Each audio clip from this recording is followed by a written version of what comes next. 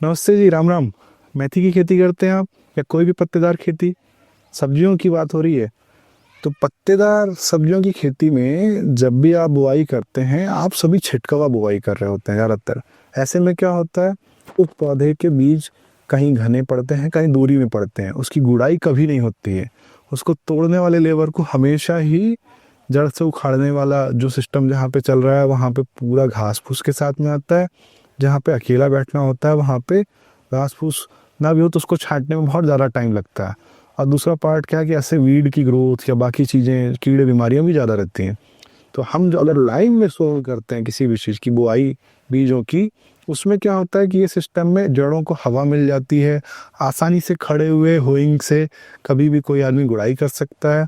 कीड़े कम होते हैं, तुड़ाई बहुत आसान होती है। ये जो सिस्टम है, यहाँ पे अभी हम मेथी की बात कर रहे हैं, ऐसे ही पालक भी बोते हैं, सोआ है, धनिया है, ऐसी सभी पत्तेदार सब्जियां आसानी से की जाती हैं। उनको एक बहुत आसानी से धूप मिलती है, गुड़ाई होती है।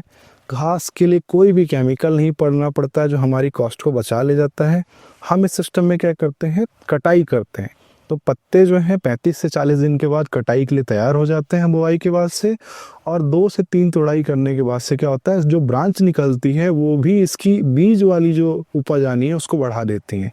तो हम इससे दोनों तरह की उपज लेते हैं, जिसमें किसान को अपना सोर्स ऑफ इनकम जो है वो बढ़ाने का मौका ज़्यादा हो जाता है, जब वो कैश में भी पैसा ले रहा होता है और बाद में जो फसल आने वाली है वो भी रूप लेता है।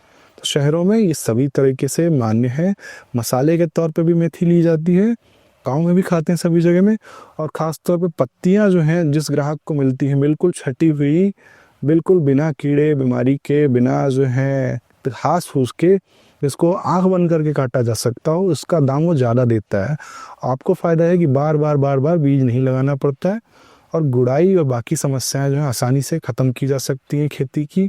बहुत क्लियर होके कम लेबर के साथ में आप आसानी से ज़्यादा उपज पा सकते हैं, जो कैश और बाद में एक फिक्स एसेट को बना के देती है किसान को। धन्यवाद।